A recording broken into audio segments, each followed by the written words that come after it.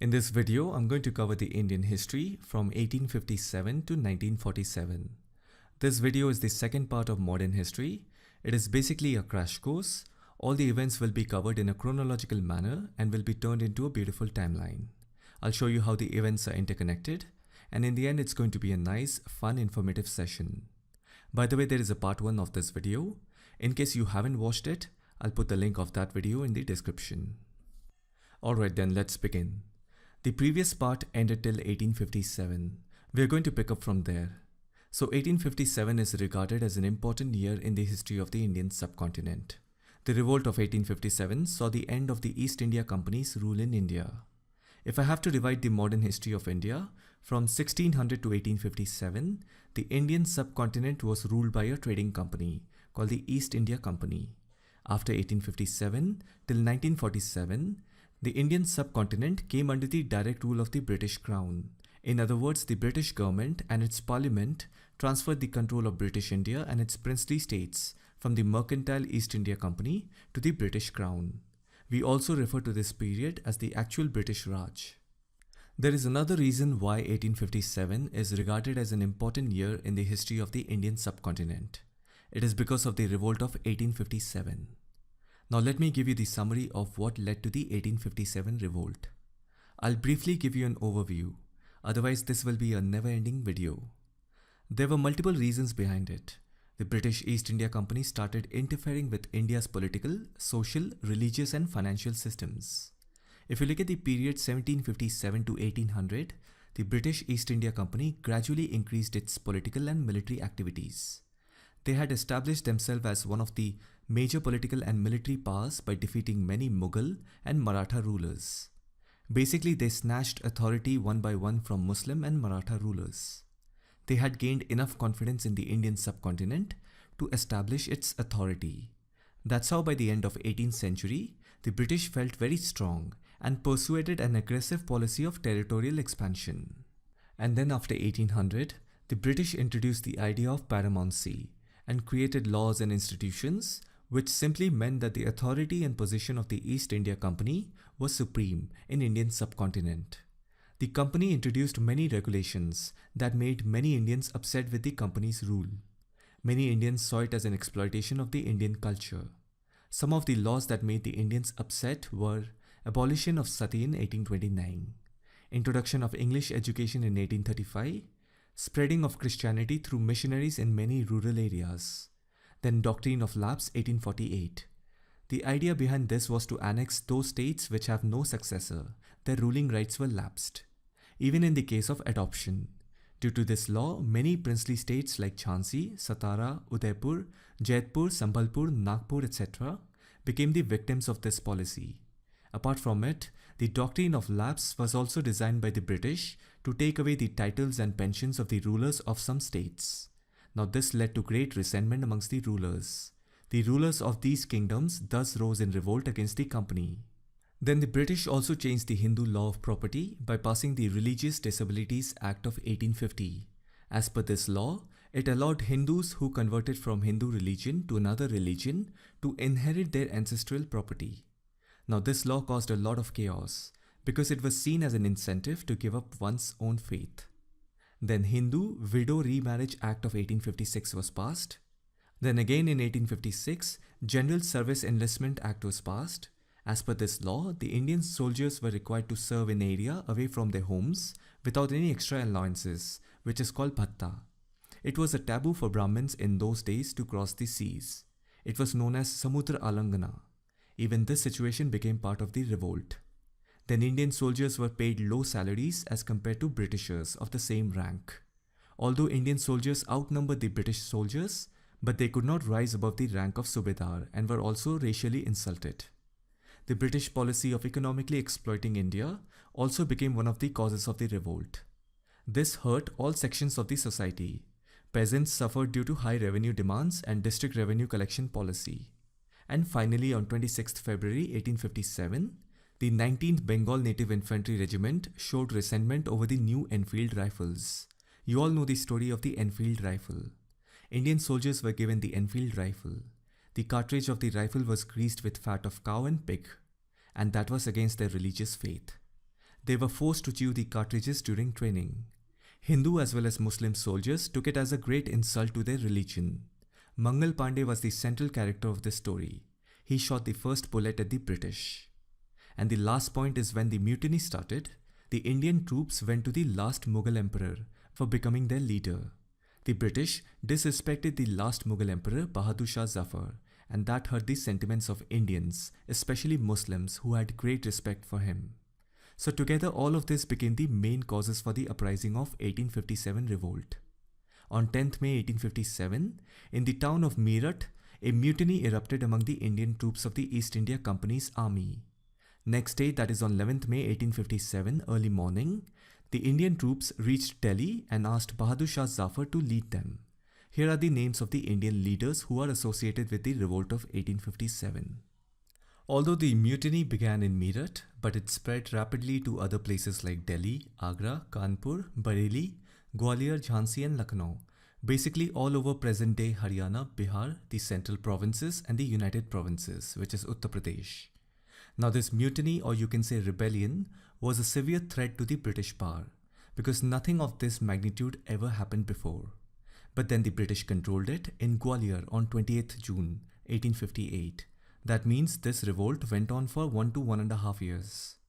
Now I need to give you the reasons also why the British were able to control the revolt and defeat the rebels. The first reason is that the sepoys who revolted did not have one clear leader. As you saw the list, there were many of them. If you have so many leaders, it's difficult to formulate one single plan. They did not have a proper plan. So overall there was a lack of leadership. That's the first reason. And secondly, there were many princely states who supported the British side by providing soldiers as backup. In other words, our own people, many of them supported the British in fighting and suppressing the rebellions. There were 21 princely states. Here are the names of the princely states that supported the British during the 1857 revolt. Again, the British had told them many stories or gave them many deals to keep them on their side. It is said that many of these princely states were not happy with the fact that the rebels or the Indian troops or sepoys went to Bahadur Shah Zafar for guidance. Many of these princely states saw this revolt from a different lens. They saw it as a restoration attempt of Mughal rule in North India, because they had been persecuted heavily by the Mughal dynasty before the British arrived. Anyhow, the revolt of 1857 continued for 1.5 years, and it forced the British government to rethink and replan its ruling policies in India. That is how on August 2nd, 1858, the British Parliament passed the Government of India Act 1858. Under this act, the East India Company was formally dissolved, and its ruling powers over British territories in India came to an end and were transferred to the British Crown. In other words, from here on, the era of the new British Raj started. During this time, the Governor General and Viceroy of India was Viscount Canning or Lord Canning. The term Viceroy came from the Government of India Act 1858. So basically it changed the name from the Governor General of India to Viceroy. The post of Governor General of India was created by passing the Charter Act of 1833, and that is how Lord William Bentinck became the first Governor General of India. Before 1833, there was only a Governor of Bengal Presidency. He was also called the Governor General of Bengal, because the ruling journey of the British in the Indian subcontinent started from the Bengal region. So William Bentinck became the first Governor General of India after 1833, and after 1858, that is passing of the Government of India Act 1858, Viscount Canning or Lord Canning became the first Viceroy of India.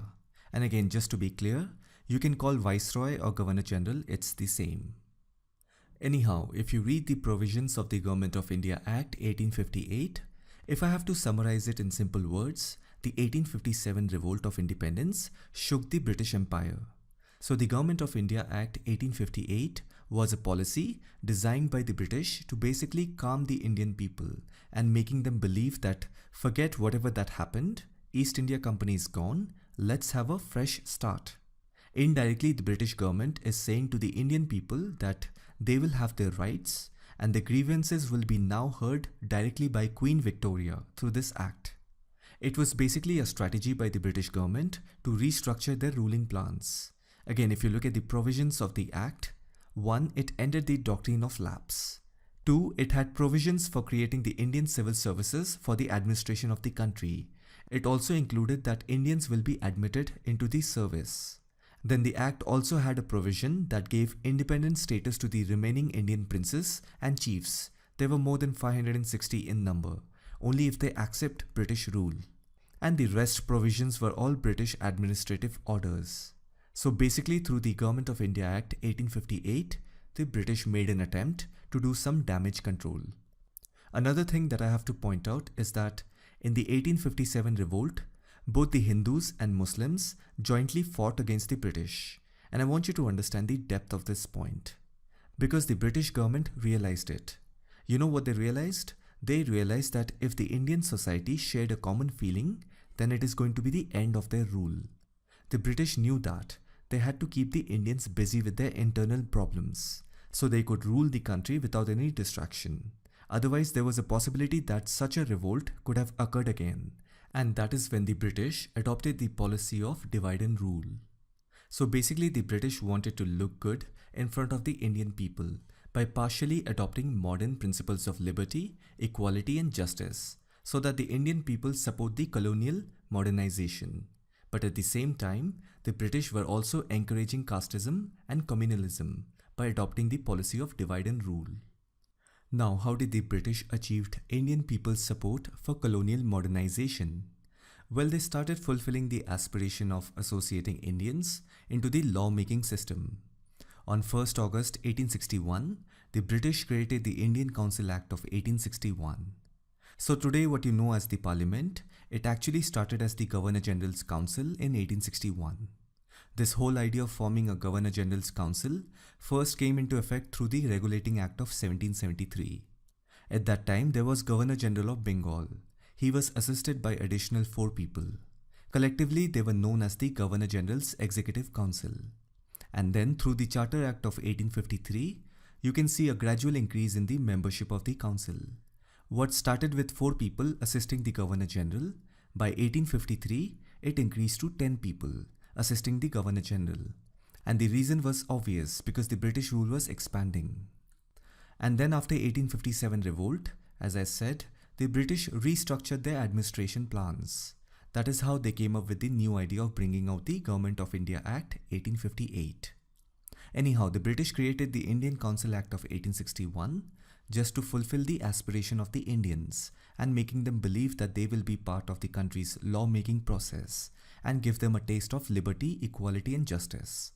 After 1861, the council was called Imperial Legislative Council or Indian Legislative Council. It was this act that sowed the seed for the future Legislative Council for India after independence.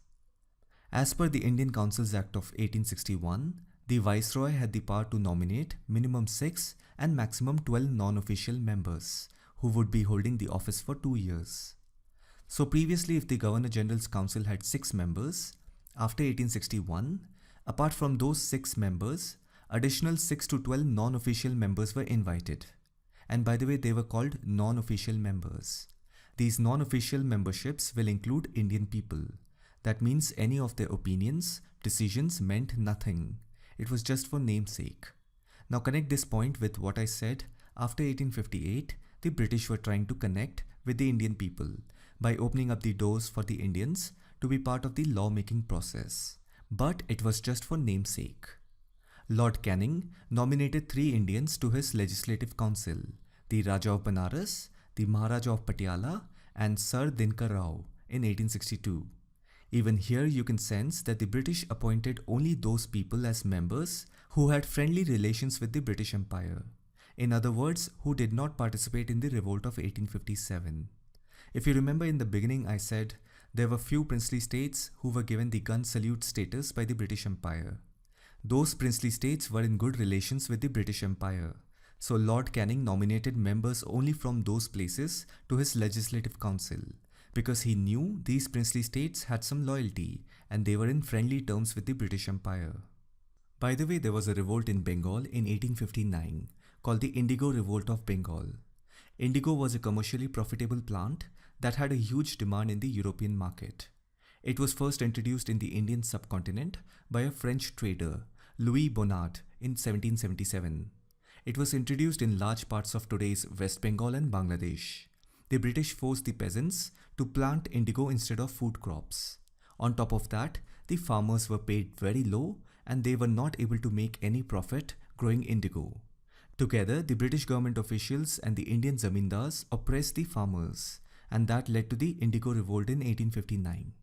Compared to the 1857 revolt, this Indigo Revolt was a success. On top of it, it was a non-violent revolt.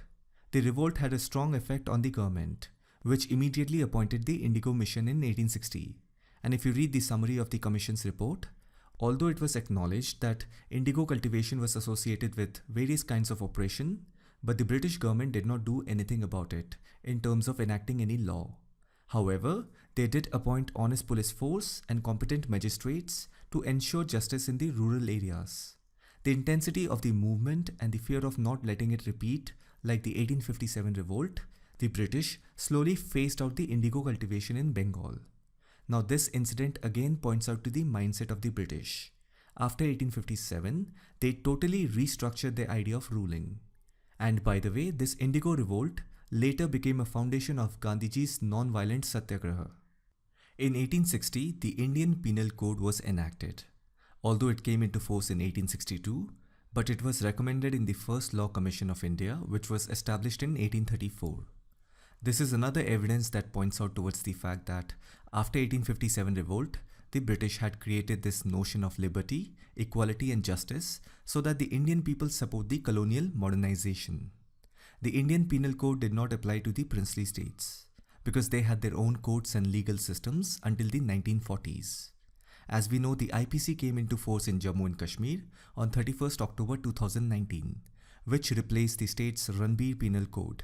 Just remember, the IPC was rolled out during the tenure of Viceroy Lord Canning, but it was prepared and drafted during the tenure of Governor General William Bentinck in 1834. Then in 1861, the Archaeological Survey of India was founded. It was founded by Alexander Cunningham, who also became its first Director General. This also happened under the tenure of Viceroy Lord Canning. The idea behind the establishment of this institution was to conduct research about the Indian subcontinent's history. It is also said that the Colonial Archaeological Survey of India wanted to learn about the history, tradition, culture of the Indian subcontinent in order to strengthen its administration over the subcontinent. As a matter of fact, many violent disagreements between Hindu and Muslim population and the famous Aryan invasion theory, which was debunked, all of it came from the studies and analysis of the monuments, scripts and translation of traditional literature done by the Colonial Archaeological Survey of India. So on one side, we know the importance of ASI, what role it played in research and the conservation and preservation of cultural monuments in the country. And on the other side, the colonial ASI's primary goal was to learn about the history, tradition, culture of the Indian subcontinent, purely intended to strengthen its administration over the subcontinent. Long before the ASI, the British had founded the Asiatic Society of Bengal in 1784. It was founded by William Jones. Its initial goal was to learn about the importance of Hindu culture and learning about the vital role of Sanskrit in the Aryan languages. Then later on in 1829, the British commissioned Maulanas and Pandits to translate important historical, religious and judicial works into English. Among the first books to be translated was the Bhagavad Gita, the Laws of Gentus, Muslim law and so on. Lord Canning retired on 21st March 1862. By the way, during his tenure, 3 universities in India were established: the University of Calcutta, University of Madras and University of Bombay, all in the same year 1857. So he's regarded as the person who stabilized the situation for the British during its transition from the East India Company to the British Raj. Moreover, after the revolt of 1857, his contribution to the British Empire was to restore and replan the British Empire's ruling strategy in the Indian subcontinent. I'm going to consolidate all the administrative changes that the British brought after the 1857 revolt. Have a look at it so that you can understand what the intention of the British was after the 1857 revolt. By the way, you can also see that the Indian Army was also carefully reorganized after the 1857 revolt. I'm calling it as Indian Army, you can also call it as British Indian Army, it's the same. It was because of the 1857 mutiny, the British introduced caste-based induction in the army. It is a well-documented fact that the British intent was to divide the army into martial and non-martial races, wherein they defined non-martial as a class who did not have the qualities to make good leaders. Since the mutiny started from east and south, it was natural for the British to strike them off from roles in the army. It was the north which got rewarded for its martial heritage and the tradition of contribution to the military service. In fact, before 1857, the British used to recruit people into the army from the Bengal as well as Madras Presidency. But after the revolt, the British changed the center of recruitment to North India. And this went on till 1867.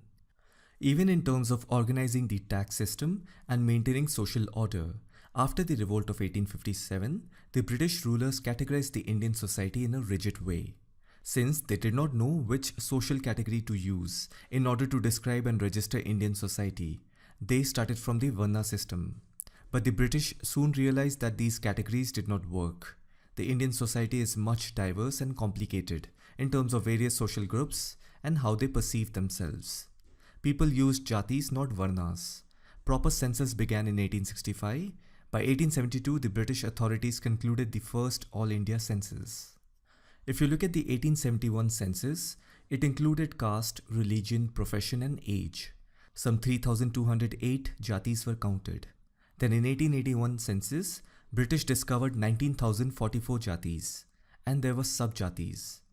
Now I want you to imagine a situation where you are an Indian ruler who takes over Europe in the 18th to 19th century and attempts to put the population of the Europe into boxes like carpenters from France, nannies from Britain, Catalan grape pickers, Scottish shepherds, Finnish fishermen, etc. It's going to be complicated, right? The British colonial administrators had no idea on how to classify these thousands of local jatis into broad meaningful categories. So what they did was they used a category which was used in Europe during the 16th to 19th century, the Victorian bourgeois and the working class, or in other parts of the Europe it was known as clergy and nobility. So from 1871 to 1931, in the colonial census, you will see that the British administrators attempt to classify dozens of jatis into one unified category of Brahmins, Kshatriyas and Vaishyas. If you use these definitions, you will find that the weight of Brahmins and Kshatriyas in India from 1871 to 1931 was comparable to the weight of the clergy and nobility in 16th to 19th century Europe. So you see, after 1857, the British government wanted to look good in front of the Indian people by passing acts and laws that reflected modern principles of liberty, equality and justice, so that the Indian people support the colonial modernization. But at the same time, the British were also encouraging casteism and communalism by adopting the policy of divide and rule. Now let me summarize the social atmosphere of the period from 1857 to 1870. If you remember, because of the Government of India Act 1857, the British had opened up the administration positions of the country for Indian people. Now most positions were taken up by the Hindus, and I will tell you why. Initially, when the British came to India as a trading company, they basically snatched the authority from the Mughal rulers.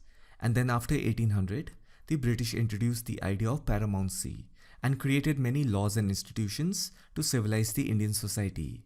One of them was introduction of English education through the English Education Act 1835 by Governor General Lord William Bentinck and Thomas Macaulay. Since the British initially took away the authority from the Mughal rulers, they were more inclined towards the Hindu community. That's how they encouraged Hindus and Brahmins to opt for modern education. And you see, even the British needed it, because as the British rule was expanding, it was difficult for them to import enough English men to rule the country. The British needed large number of people in subordinate and lower posts of the administration. At that time, for the British, the Hindus were the advantageous community, and also the fact that the Brahmins were natural learners and pursuers of knowledge. They were quick and far ahead of other communities in terms of grasping information. And then there was also poverty among Brahmins. So overall, it compelled them to opt for lower administrative jobs. So that is how, after passing the Government of India Act 1857, most administrative positions were taken up by the Hindus. Now the British government noticed the Brahmin dominance in the civil service after 1860. And also remember that during the revolt of 1857, both Hindus and Muslims were united in the purpose to defeat the British. And I've told you that the British noticed this unity. So the British had that anger inside them, which translated into oppressing the Muslim community till 1870. Now pay attention to this fact that till 1870, the modern education culture did not spread to the Muslim community. It was only in 1875 Mohammedan Anglo-Oriental College was founded, which was the first modern institution of higher education for Muslims in India at that time. It was founded by Sir Syed Ahmad Khan. So basically after 1870, the British started favoring the Muslim community. So after 1870, the British started favoring the Muslim community, and after 1857 revolt, the British divided the Hindu community on the basis of rigid caste system, which is evident from the 1871 census, and restructuring of the Indian army on the basis of martial and non-martial races. So all of this together made the Indians aware of the British intentions. The British were clearly exercising control over the resources of India and the lives of its people. As a result of that, the actual political uprising in India during the British rule first began in 1870s and 1880s. Groups like Pune Sarvajanik Sabha, the Indian Association, the Madras Mahajan Sabha, the Bombay Presidency Association, and of course the Indian National Congress started emerging. Always remember this point. In India, social reforms came first before any nationalist movement or any political reform. All these groups that I'm talking about, these are political groups, but they started off with social reforms. That's why they are also called as socio-political organizations. So actual political uprising in India for the first time under the British rule began after 1870s and 1880s. The late 19th and early 20th centuries witnessed the rise of nationalism not just in India, but in many Afro-Asian countries. In India, the most important political group, which went on to become the widespread political party of that time, was the Indian National Congress. It was formed in 1885. If you look at the names of these early political groups that emerged after 1870, one thing that you will realize is that these groups were made up mainly of people from the Hindu, Parsi and Christian communities, because they slowly realized the intention of the British. For British, they viewed these political groups as a rise of nationalism that could threaten the British power in India. The British feared that this would lead to a repeat of 1857 revolt. Now, an important feature of the nationalist movement was that it took longer to spread among the Muslim community. As I've mentioned, it was only in 1875 Mohammedan Anglo-Oriental College was founded, which was the first modern institution of higher education for Muslims in India at that time. It was founded by Sir Syed Ahmad Khan. The British noticed the absence of the Muslims in this movement and quickly began working on ensuring that they did not join the movement. The British then began implementing policies that promoted the activities of communal forces and divided the national struggle, about which we will learn as we move ahead. Anyhow, the Indian National Congress was formed in 1885. At that time, the Governor General and the Viceroy of India was Lord Dufferin. You have to understand this. Under his command, if any nationalist movement is emerging, then obviously we have to assume that the British government were aware of it. If at all they saw it as a threat, they could have easily silenced it. Or there might be another reason behind it. Maybe the British wanted to gain support from all communities in India. That is why they did not bother striking down all these political groups that emerged after 1870. So again, try and relate this to what I said in the beginning. After 1857, the British were trying to do everything to impress the Indians into accepting modern colonialism.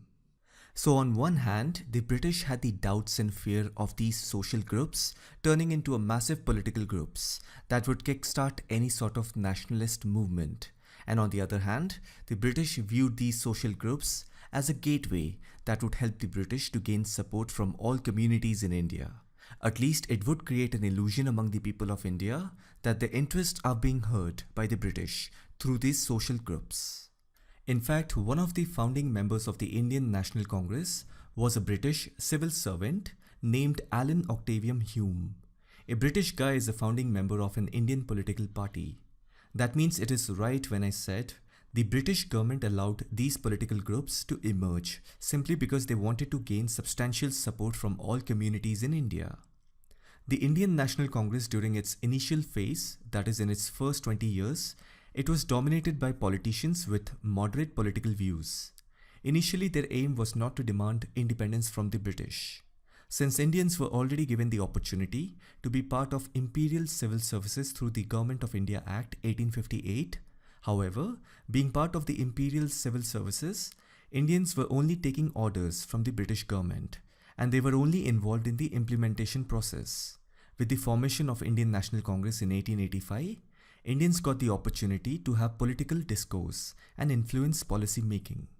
That means in the initial phase, the members of the Indian National Congress were using methods like petition, prayers, meetings, leaflets and delegations to present their demands in front of the British government.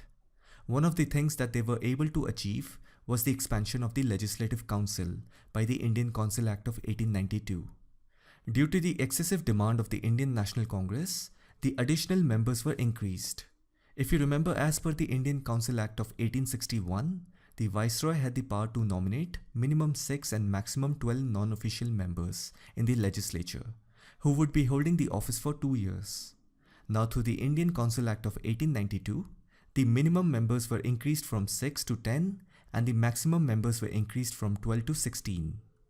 And by the way, these were the major demands placed by the Indian National Congress in front of the British government during its first session of 1885 to 1889. Most of them were rejected, but if you can see, one of the demands of the Congress was that the non-official members were to be elected in place of nomination. If you can recollect, after the 1861 Indian Council Act, Lord Canning nominated 3 Indians to his Legislative Council, the Raja of Banaras, the Maharaj of Patiala and Sir Dinkar Rao in 1862. Now these were nominated.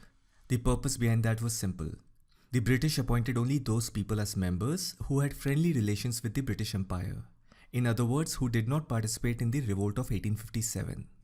So keeping this in mind, one of the demands of the Congress was that the non-official members were to be elected in place of nomination. The British were not in favor of this demand. So what the British did was, through the Indian Council Act of 1892, they gave limited provision in filling up some of the non-official seats in the central and provincial legislative councils on the recommendation of certain bodies. In other words, the British saturated the election process and extended it to more bodies in an attempt to hide their direct influence. So the initial members of the Indian National Congress with moderate political view were not able to achieve notable goals other than the expansion of the Legislative Council through the Indian Council Act of 1892. Now this created dissatisfaction among the general public. See, you have to understand this. At that time, the Indian National Congress consisted only of middle-class educated elites. The general public of India did not fully connect with them. In fact, after 1892, many Indians began to raise questions about the political style of the Congress. Even some of the party members started opposing the party's moderate attitude, especially towards the fight for self-government. With time, the Indian National Congress started facing constant opposition from the British government on every policy, plan or proposal that the party had put forward, due to which the members of the Congress party started having opposing views. In other words, from moderate political views, some party members started adopting radical views, which were inclined towards the independence movement. So as I said, the Indian National Congress in its first 20 years had members with moderate political views, and the party was also facing constant opposition from the British government on every policy, plan and proposal that the party had put forward, and this created dissatisfaction among the general public. With time, the Congress party became more radical and in favor of the independence movement. In other words, by the beginning of the 20th century, Congress demands became more radical. Finally, the Indian National Congress split into 2 parts, that is moderates and extremists, in the year 1907 at the Surat session of Congress, which was also popularly known as Surat Split. Here are the names of some of the moderate leaders and the extremist leaders. Although the Congress split in the year 1907, but I will tell you the reason that led to the split. The Governor General and the Viceroy of India from 1899 to 1905 was Lord Curzon. If you can recollect, I said the actual political uprising in India for the first time under the British rule began after 1870s and 1880s, when these early political groups emerged. and these groups were made up mainly of people from the Hindu, Parsi and Christian communities. The number of Muslims were negligible. And we also know that it was only in 1875 Mohammedan Anglo-Oriental College was founded, which was the first modern institution of higher education for Muslims in India at that time. It was founded by Sir Syed Ahmad Khan. That means the modern education culture did not spread to the Muslim community till the 1870s. So basically till 1870, the British oppressed the Muslims greatly because they were part of the 1857 revolt. After 1870, the British started favouring the Muslim community, while the English education was passed on to the Hindu communities much earlier. As a result, by the end of the 19th century, almost 2 to 3 generations of the Hindus got educated, and they dominated the colonial services and many other administrative posts. That also meant that the early nationalist movements was made up mainly of people from the Hindu, Parsi and Christian communities. The British noticed the absence of the Muslims in this movement, and they quickly began working on ensuring that they did not join the movement. The British then began implementing policies that promoted the activities of communal forces and divided the national struggle. So what the British did was, on 16th October 1905, Viceroy Curzon partitioned Bengal by separating the largely Muslim eastern areas from the largely Hindu western areas. Please remember this date, Bengal Partition of 1905. Because the Bengal Partition is a classic example of British government's divide and rule policy. The main motive of the British was to curtail the influence of Bengali politicians and to split the Bengali people, but in reality it turned out to be a communal split. The partition separated the largely Muslim eastern areas from the largely Hindu western areas. As usual, for the British, the reason for partition was all administrative. Governor General Curzon had stated that the eastern region was neglected and undergoverned, and hence by splitting the province, an improved administration could be established. However, the actual motives behind the partition were different. The British wanted to weaken the position of the Bengali Hindu politicians, since Muslims would now dominate in the east. Now you have to carefully understand two things. First, the Hindus were unhappy with the partition of Bengal, but the Muslims were in favor of it. And the second thing is, in the very same year, in December 1905, the partition of Bengal became the rise of extremism in the Indian National Congress. In other words, there was a split in the Indian National Congress. If you see Congress, which always said that it represents all different communities in India, they failed to attract Muslim leaders to their sessions. And by the way, after partitioning Bengal presidency, on 18th November 1905, Governor General and Viceroy Lord Curzon retired. After him, Lord Minto became the next Governor General and Viceroy. Anyhow, the Congress failed to attract Muslim leaders to their sessions. Many Muslim community leaders viewed the Congress negatively because most of the party members were dominated by Hindus. The founding members of the Congress made many efforts to attract Muslims to their sessions. The majority of the Muslim leadership, such as Sir Syed Ahmad Khan and Syed Amir Ali, rejected the notion that India's two distinct communities could be represented by the Congress. And because of the partition of Bengal, the Muslim upper class and many influential Muslim community leaders met Governor General and Viceroy Lord Minto in Shimla on 1st October 1906, which was called the Shimla Deputation.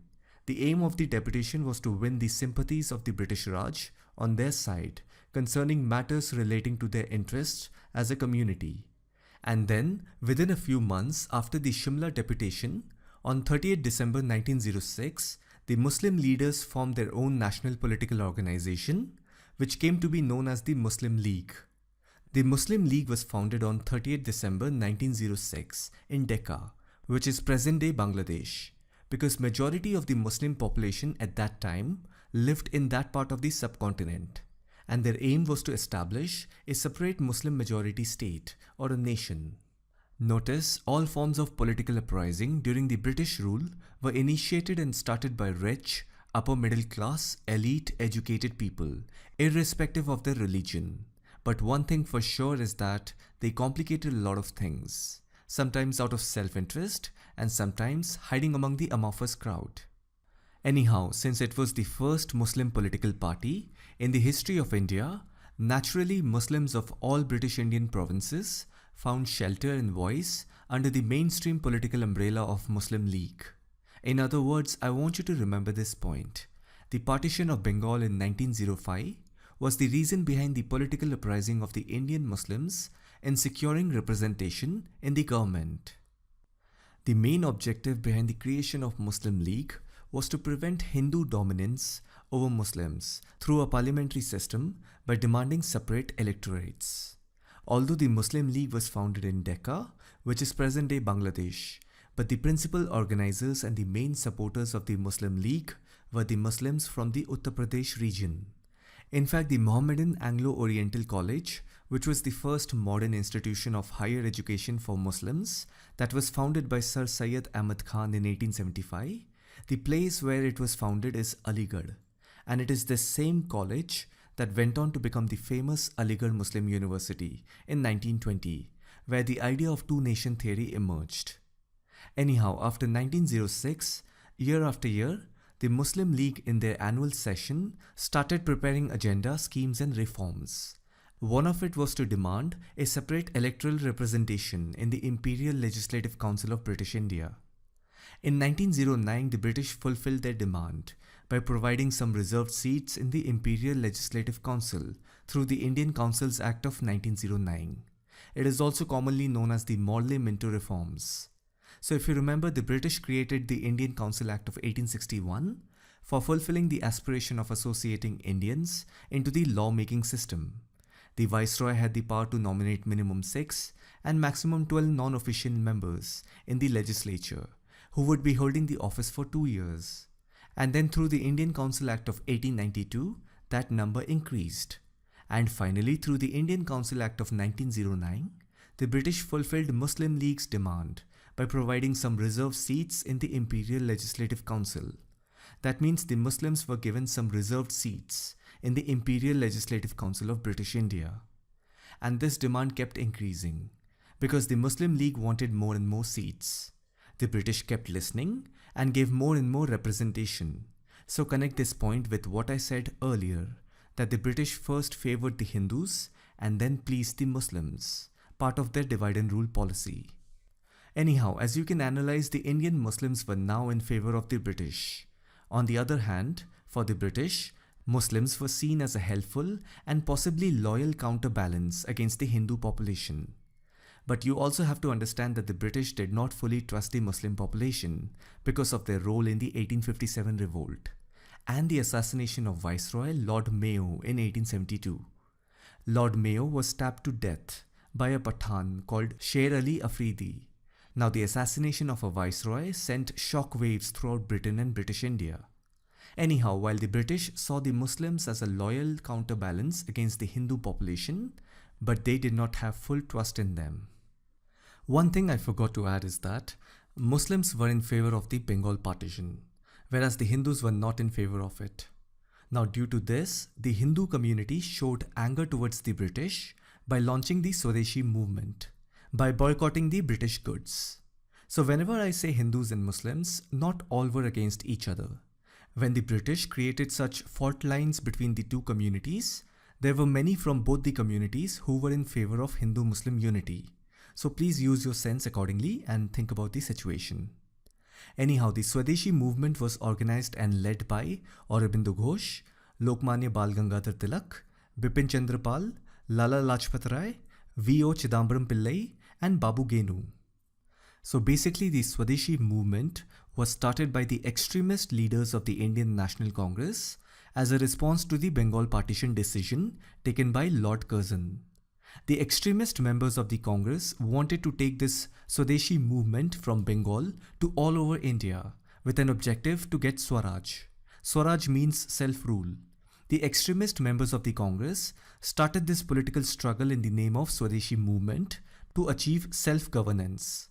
But the moderate members of the Congress were not interested in it. This difference between the moderates and extremists regarding their ideology finally led to the split of the Congress in 1907. And as we know, in 1909, the British gave the Muslims some reserved seats in the Imperial Legislative Council of British India. But if you look at the Swadeshi movement, it started in 1905 and went on till 1911.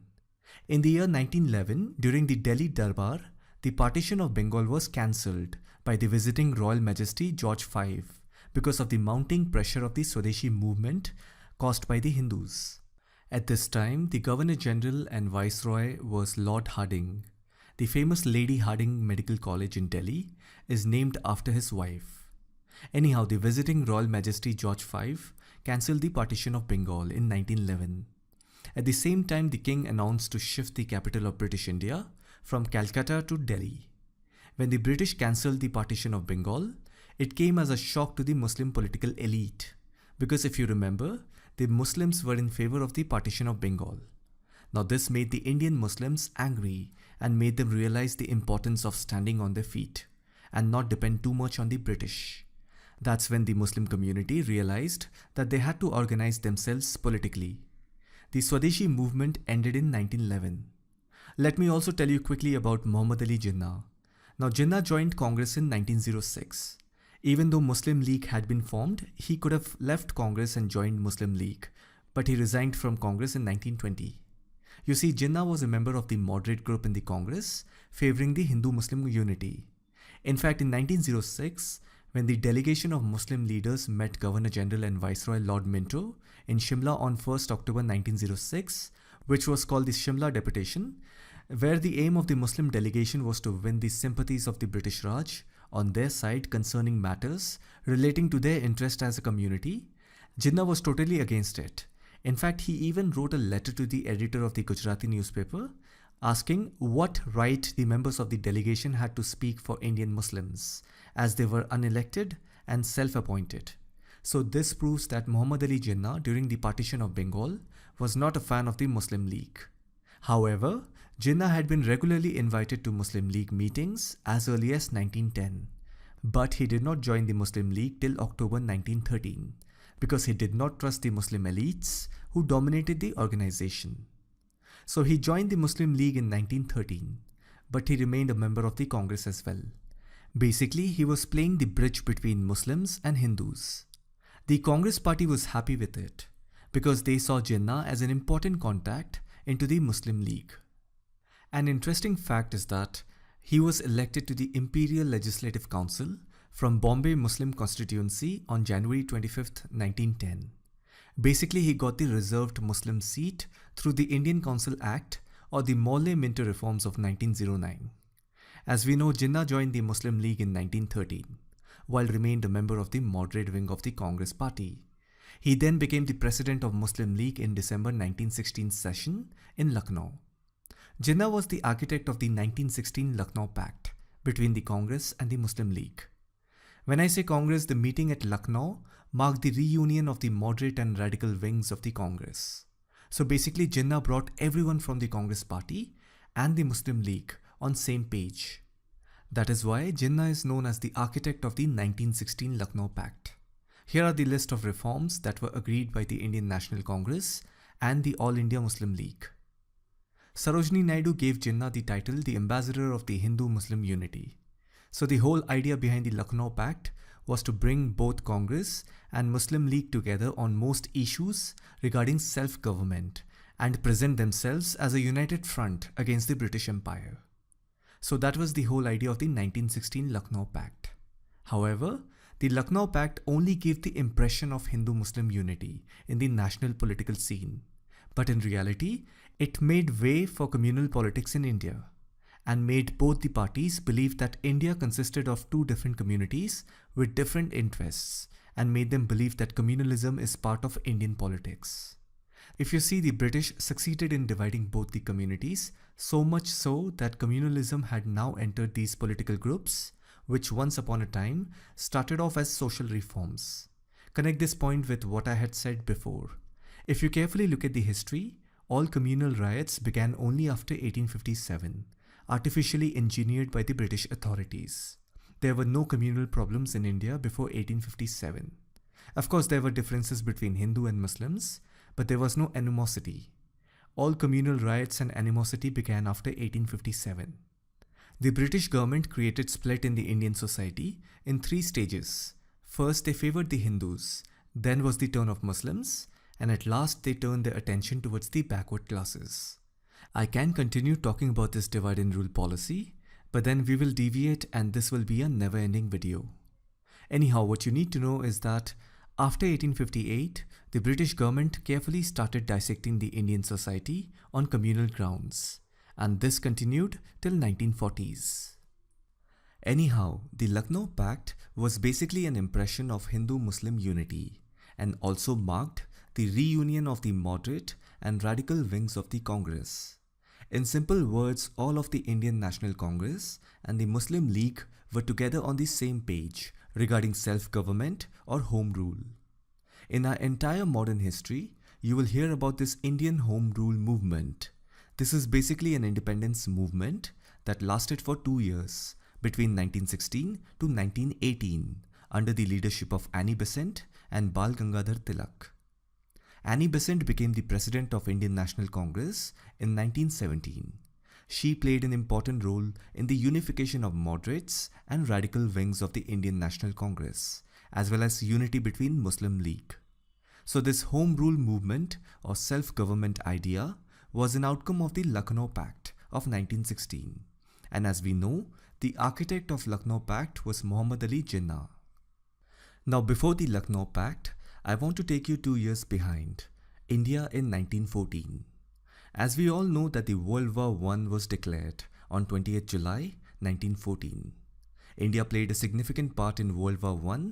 However, India's part in the war is frequently overlooked.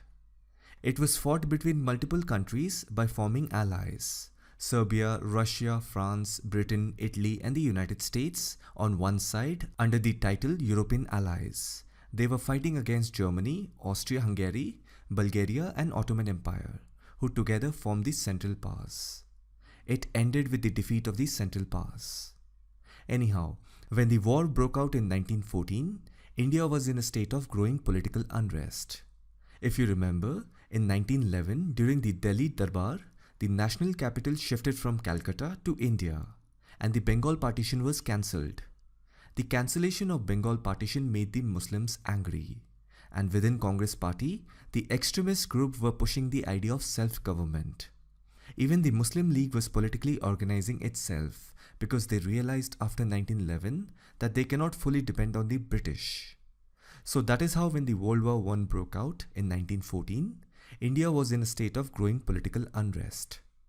Now there were many people in India who had the opinion that if Britain got involved in a crisis somewhere, something like a world war, then the Indian extremists would use this as an opportunity to advance the idea of self-government.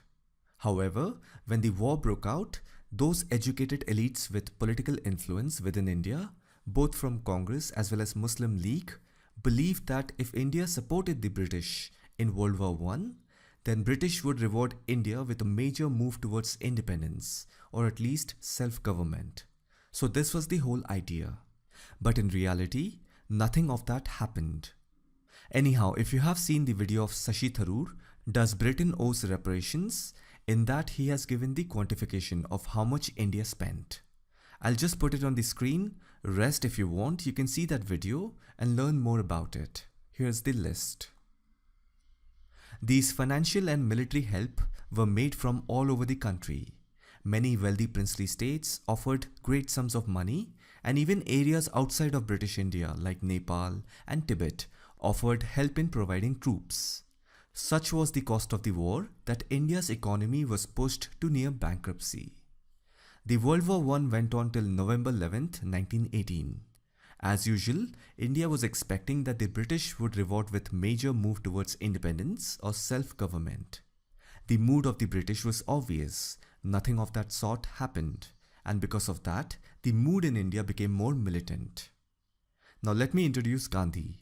Gandhi returned to India on January 9th, 1915, after staying for 21 years in South Africa.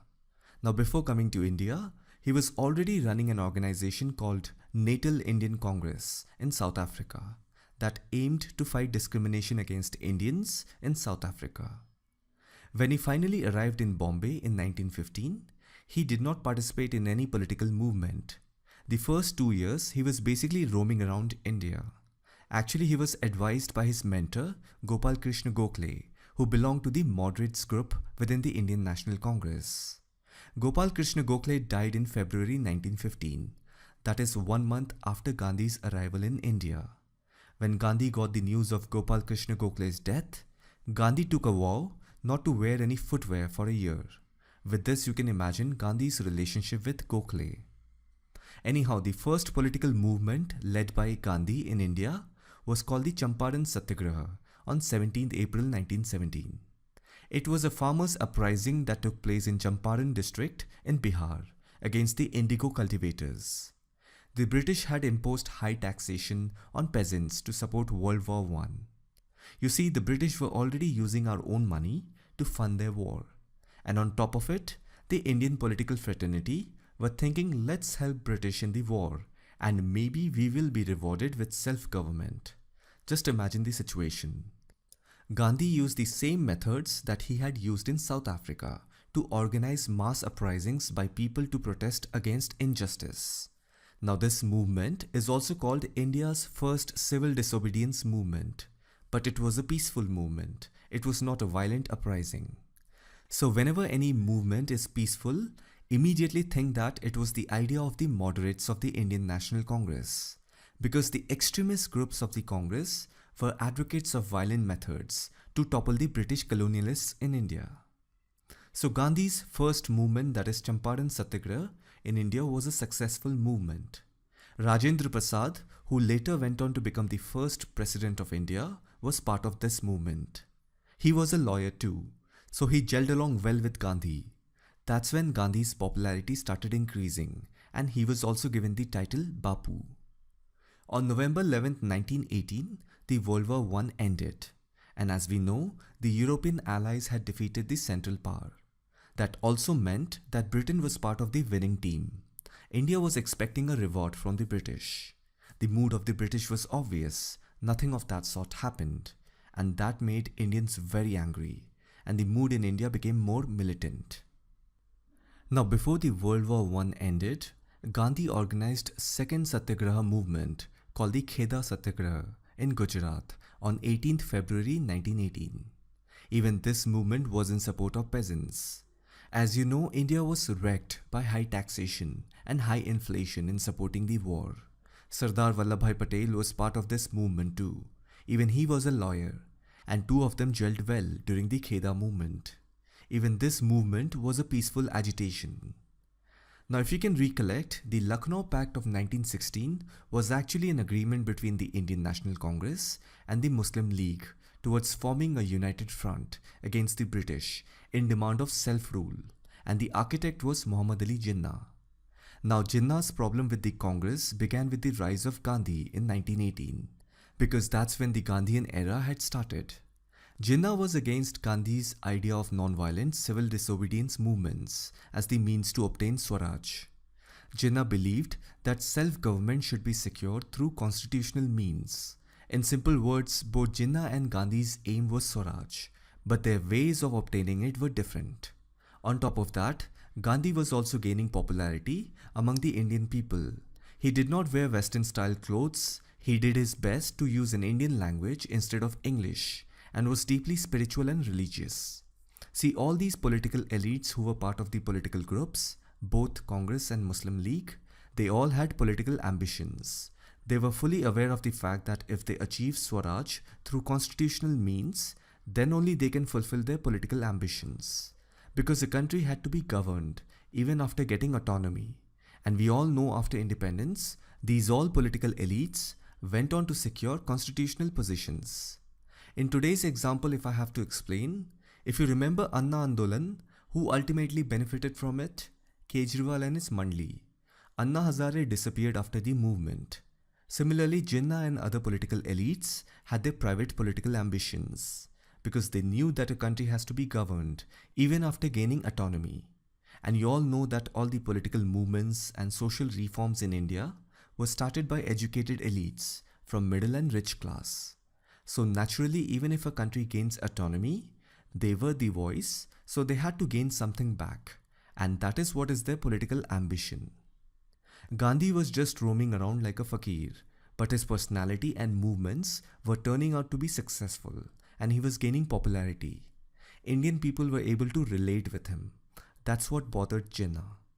In 1918, we know that the World War I came to an end. India was badly let down by the British government, even when India supported them in World War I. Many Indians were angry. The war ended in the month of November. I want you to imagine the year 1918. On one hand, Gandhi's civil disobedience peaceful movements were slowly gaining popularity. And on the other hand, the whole idea of the Congress and the Muslim League supporting the British during the World War so that in return they will get their wishes fulfilled, which did not happen. And one more point is that India was suffering from influenza pandemic. The 1918 Spanish flu was the most devastating in history, and India was the focal point of the pandemic.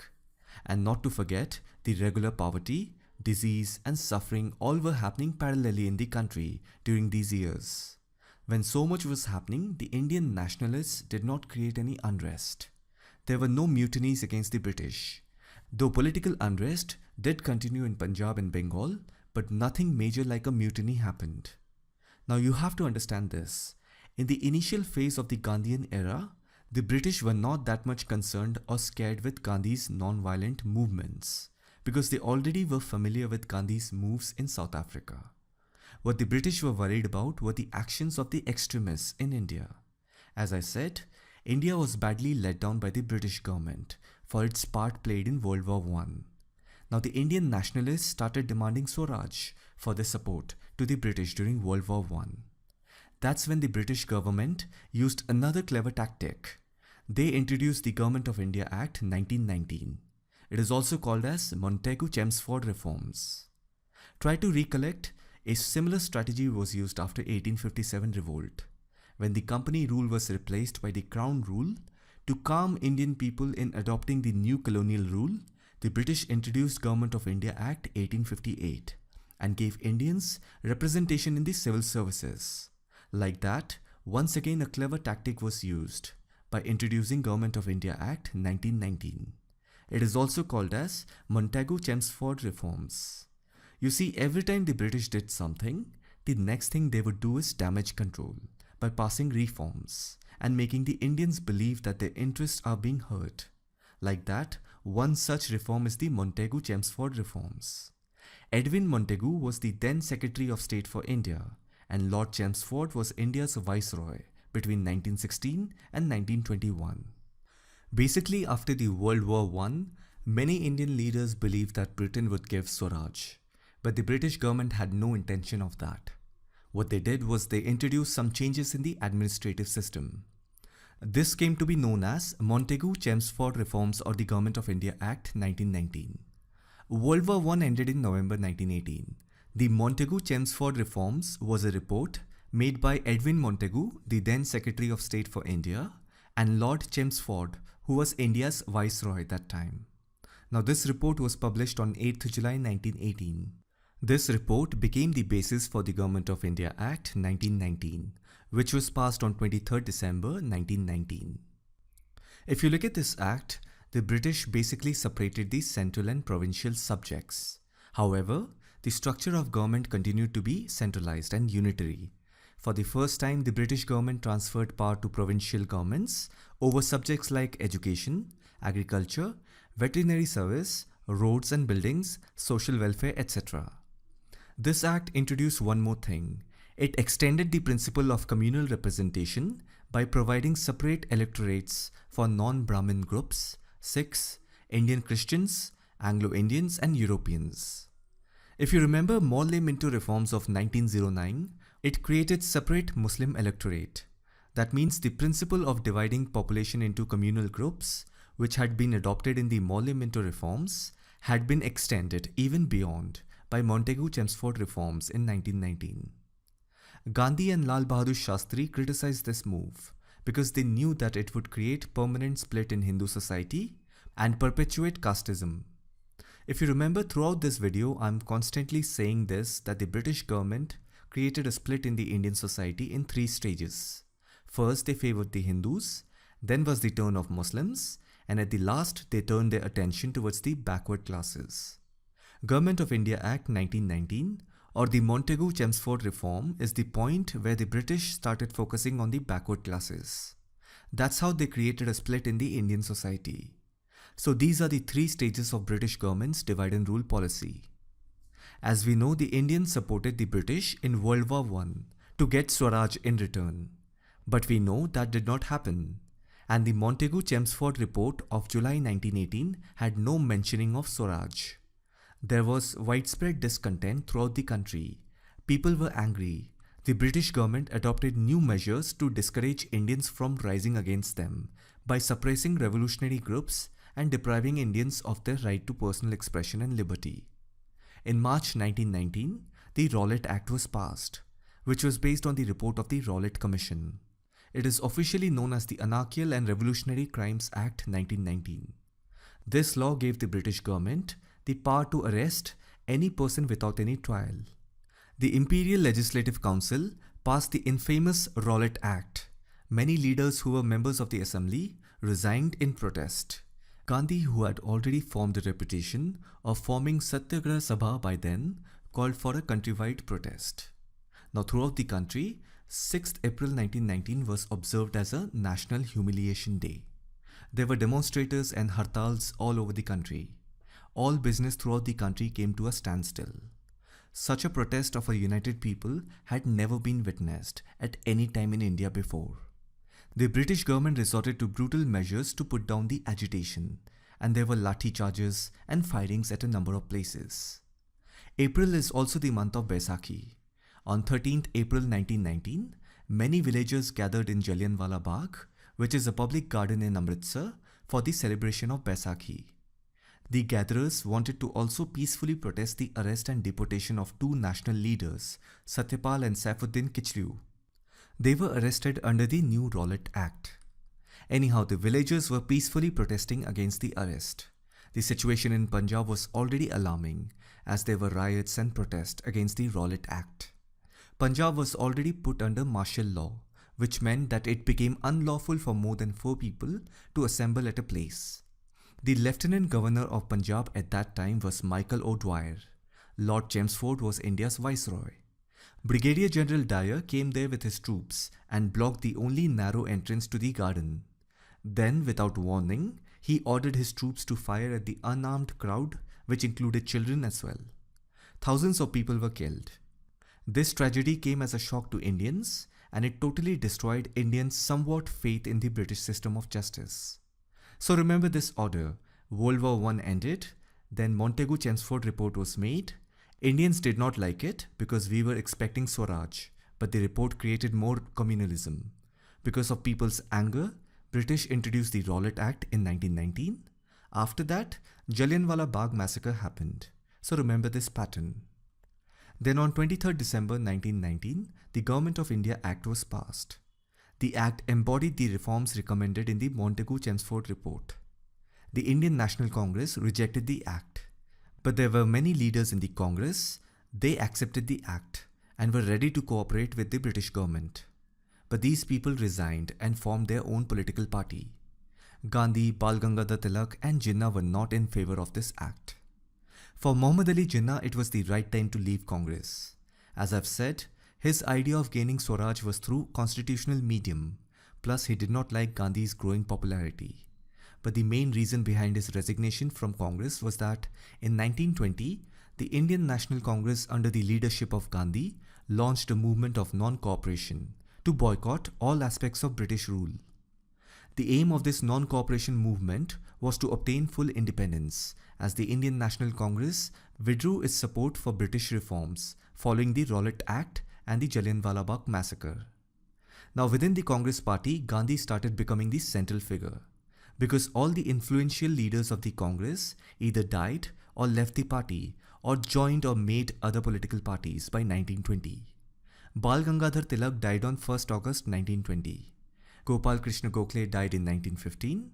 Plus, Gandhi's non-violent Satyagraha was in line with the Congress moderate wing. The important leaders of the extremists were Bal Gangadhar Tilak, Bipin Chandra Pal and Lala Lajpat Rai. If you remember, the trio were popular as Lal Bal Pal. As I said, Bal Gangadhar Tilak died in 1920. The other two opposed the Gandhian philosophy, but their political career ended by 1920. And if you remember, the Swadeshi movement, which started in 1906 after the Bengal partition, came to an end in 1911 when the Bengal partition was cancelled. And even that Swadeshi movement meant boycotting of British-made goods. And the Home Rule movement started in 1916 after the Lucknow Pact. The architect of Lucknow Pact was Jinnah. But as the decade came to an end, everything shifted towards Gandhian philosophy. That's why the period from 1905 and 1920 is known as the period of the extremists with the Indian National Congress. So that's how by 1920, Gandhi became the central figure of Congress, and Jinnah also started losing his feet in Indian National Congress. Jinnah openly criticized Gandhi, so he resigned after the launch of non-cooperation movement in September 1920. Jinnah was also a member of the Muslim League. After his resignation from Congress in 1920, he was only part of the Muslim League. The non-cooperation movement of 1920 launched by Gandhi was aimed at gaining Swaraj, but it was the Gandhi's version of achieving Swaraj. Gandhi's local style of leadership gained great popularity with the Indian people, and Gandhi became the face of the nation. Now, one more thing that I have to tell you is about the Khilafat movement. It was launched in the month of October-November 1919. The Khilafat movement was launched by the Indian Muslims to express support for the Caliph of Turkey against the Allied powers, particularly Britain. If you remember, World War I was fought between European allies and Central Power. Ottoman Empire were Turkish-speaking Muslim people who were on the side of the Central Powers, and they lost. The territorial boundary of the Ottoman Empire got reduced. After winning the World War I, Great Britain and France went ahead with territorial rearrangements, which dramatically altered the political map of the world, and Europe in particular. The purpose of Khilafat movement in India was to pressure the British government to preserve the authority of the Ottoman Sultan as Caliph of Islam, following the breakup of the Ottoman Empire at the end of the war. From 1876 to 1909, Abdul Hamid II was the Ottoman Emperor. Being a Caliph, the Ottoman Emperor was the supreme religious and political leader of all Sunni Muslims across the world. In India, many Muslim leaders joined hands and created an All India Khilafat Committee at Lucknow in the month of October and November 1919. Many of the Muslim leaders who were part of the Khilafat movement were already active in the Indian nationalist movement since 1914.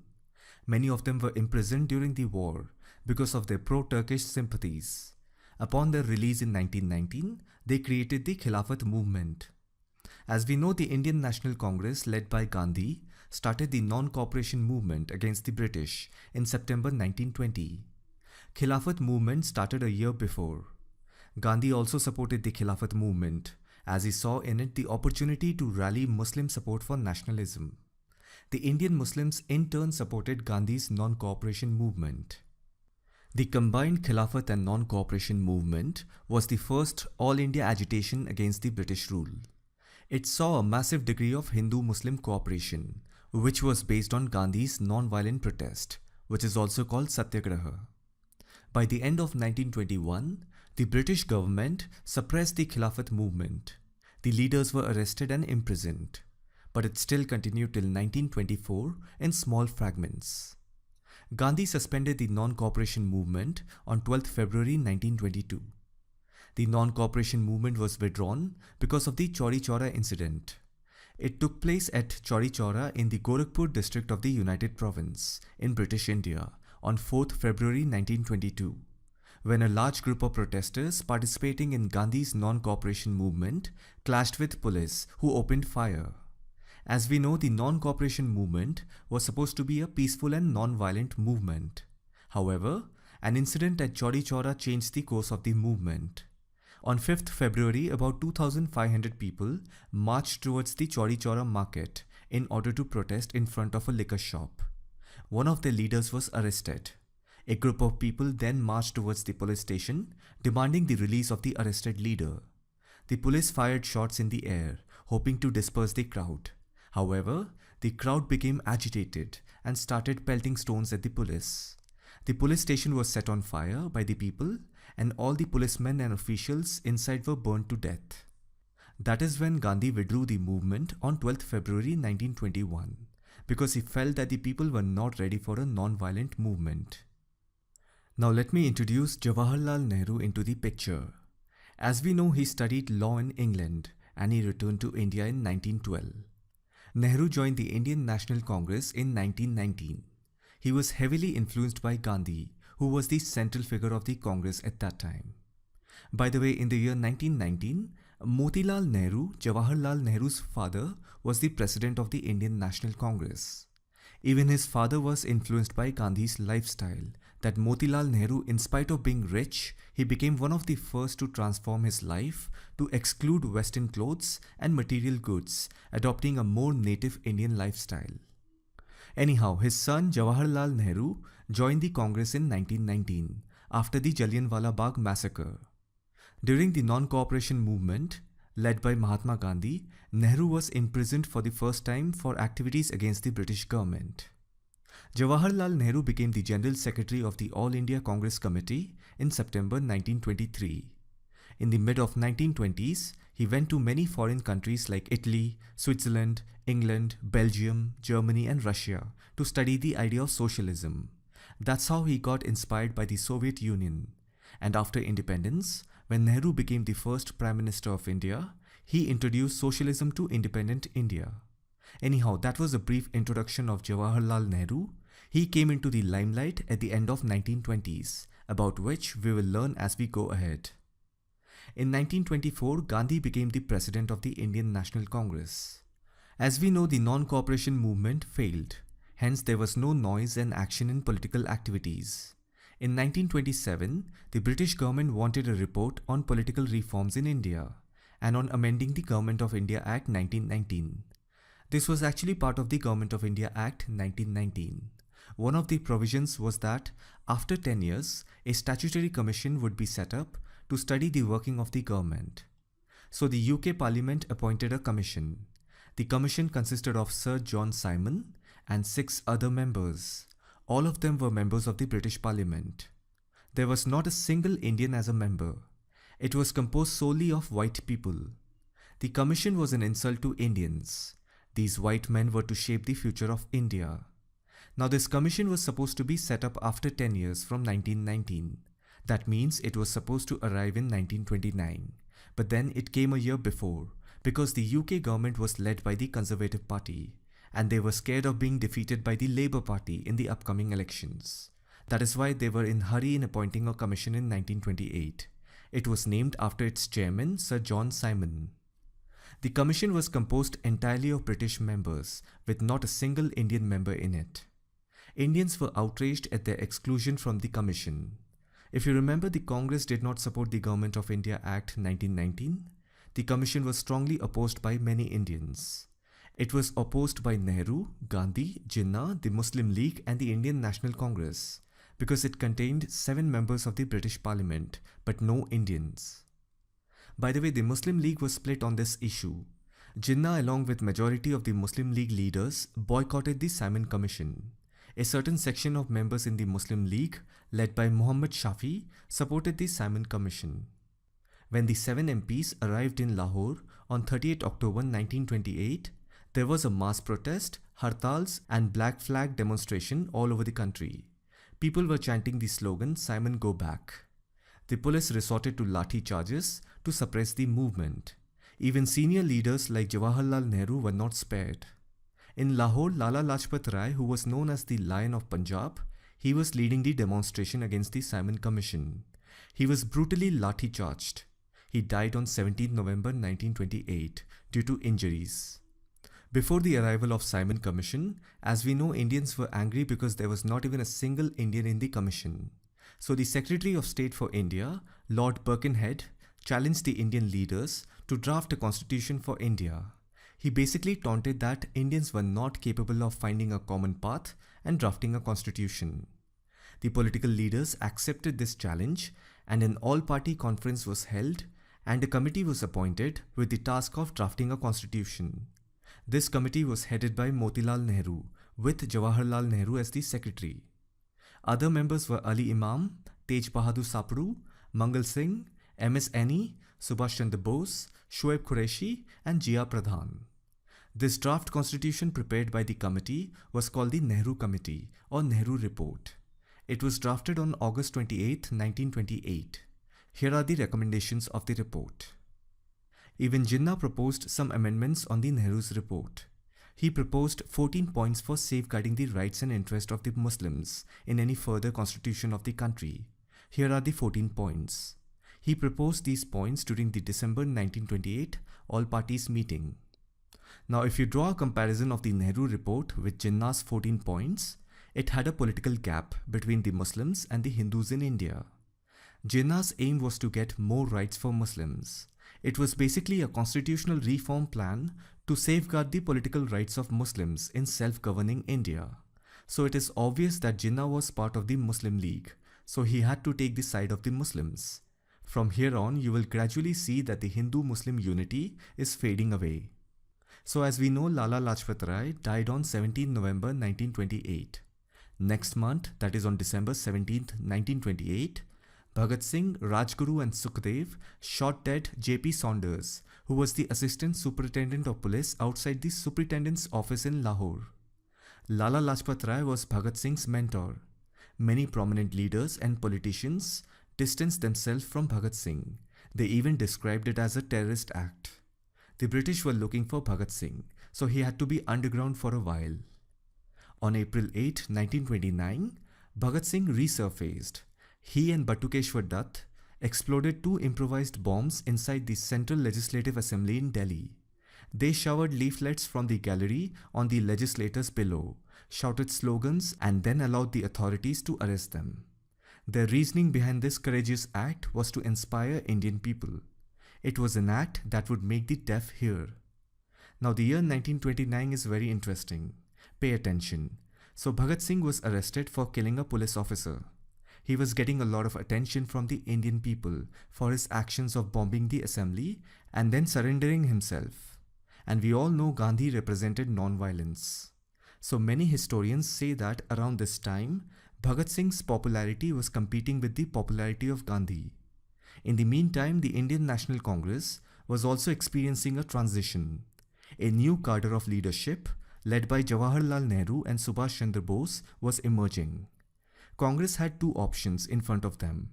One option before the Congress was to demand a dominion status, for example like Canada and Australia, under which India would have still remained at least nominally under the British rule. And the second option was to demand for Purna Swaraj, which means full independence. Now, due to the rise of Bhagat Singh's popularity, the Congress started losing its influence over the youth, who were inspired by Bhagat Singh's act. There was a famous slogan used by Bhagat Singh, Inqilab Zindabad. Now this slogan started replacing the slogan of Vande Mataram, which was popularized by the Congress. So you can imagine the weight of Bhagat Singh's action. The older leadership in Congress were not in favor of this new voice. When I say older leadership, I mean Motilal Nehru and Gandhi. Jawaharlal Nehru had to convince the senior leadership of the Congress to change their agenda, otherwise they will risk losing their support to the extremist organizations. Then in the month of September 1929, Jawaharlal Nehru, backed by his father and Gandhi, was chosen as the new Congress president. As I said, the Congress had 2 options, either to choose dominion status or demand full independence. On December 19, 1929, the Indian National Congress declared Purna Swaraj as its goal in its Lahore session. Before 1920, it was just Swaraj, that is self-rule. Now it is about Purna Swaraj, that means complete independence from the British. If you see, somewhere Bhagat Singh's actions boosted the Congress and its newly elected president Jawaharlal Nehru's popularity. In other words, Jawaharlal Nehru capitalized on Bhagat Singh's popularity. If you see, Jawaharlal Nehru's role was secondary before becoming the president of the Indian National Congress in 1929. Now he is the central figure. So the rise of Jawaharlal Nehru started after the Simon Commission of 1928. Purna Swaraj was a document created by the Indian National Congress, which was basically like a constitution only. Nehru hoisted the newly adopted tricolour flag of India on 26 January 1930 on the banks of River Ravi in Lahore. The objective behind this resolution was to get complete freedom from the British. And as we all know, 26 January from there on was celebrated as Republic Day in India. Bhagat Singh, Rajguru and Sukhdev were executed on March 23, 1931, a little more than a year after the Congress called for Purna Swaraj. Many people think how things would have turned out if Bhagat Singh had not surrendered, because he really captured the imagination of the people, and somewhere his popularity helped Jawaharlal Nehru to rise so quickly to the top in the Congress. Now let's introduce Subhash Chandra Bose.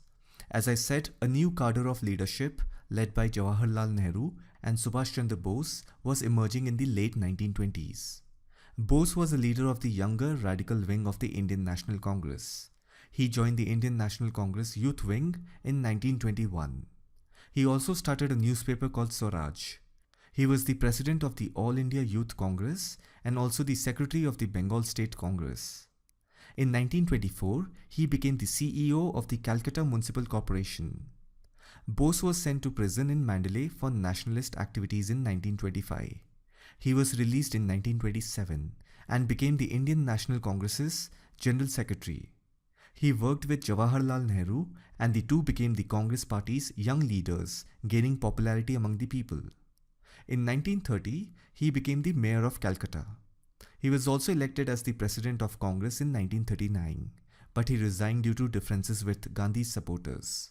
He had differences with Gandhi and he was not a believer of non-violence as a tool for independence. So anyhow, he left the Congress in 1939. We will learn more on him as we go ahead with the timeline. So anyhow, let's get back to 1930. Jawaharlal Nehru hoisted the newly adopted tricolour flag of India on 26 January 1930 on the banks of River Ravi in Lahore. The objective behind this event was to get complete freedom from British. It's called Purna Swaraj. The party's agenda is fixed. Now they needed a plan to achieve it. It was decided that civil disobedience movement is the way to achieve Purna Swaraj. As usual, Gandhi was the man who was asked to plan and organize the act. Now to create a movement, you need a problem, a situation. Gandhi chose to break the salt tax that the British government had imposed. In his opinion, tax on salt was the most oppressive form of tax. As you know, salt is a basic necessity for humans. Gandhi started the Dandi March on 12th March 1930 from Sabarmati Ashram in Gujarat towards coastal village of Dandi. This whole march was about 390 km in distance. Gandhi and his followers started the march. They covered the entire length in 25 days. On 6th April 1930, they reached the coast of Dandi, and by picking up a handful of salt, Gandhi broke the salt laws and launched the mass civil disobedience movement. Even Sarojini Naidu was part of the Dandi March. This movement was a non-violent protest. It made way for many other peaceful protests against other kinds of oppressions that were going on all over the country. I want you to understand the weight of this civil disobedience movement. In Bihar, anti-Chaukidar tax campaign was initiated. In Gujarat, a no-tax movement took place against the payment of land revenue. In Maharashtra, Karnataka and central provinces, defiance of forest laws took place on a large scale. In Assam, a powerful agitation led by students was launched against the Cunningham Circular. In United Province, a no revenue, no rent campaign was organized against the government, which soon turned into a no rent campaign against the zamindars. So you see, Gandhi's civil disobedience movement gave a boost to many other movements across the country. And there were many Indians who hated Gandhi because their businesses were ruined due to these protests. I'm talking about the Indian zamindars, businesses and shop owners. Now during this time, the Governor General and Viceroy was Lord Irwin. In July 1930, the Viceroy suggested a roundtable conference. There were three reasons behind it. One, there was a nationwide boycott of British goods due to civil disobedience movement and it was hurting their business. Two, in UK, the Labour government had come to power and there was inadequacy in the Salmon Commission's report. And three, Muhammad Ali Jinnah had personally recommended this roundtable conference to Lord Irwin. The first roundtable conference took place from 12th November 1930 to 19 January 1931. Congress was not part of it because most of their leaders, including Gandhi, were in jail due to the civil disobedience movement. but representatives of all other Indian parties and number of princes participated. There were 58 political leaders from India and 16 delegates from the princely states. In total, 74 delegates from India attended the conference, but Congress was not part of it.